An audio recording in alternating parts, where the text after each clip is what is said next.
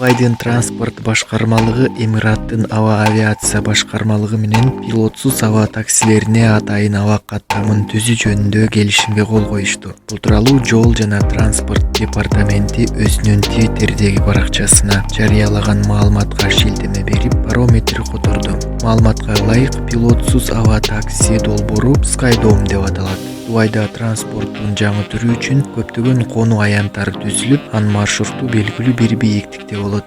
Ири дрондорго окшогон учкучсуз такси 2 жүргүнчүнү батыра алат.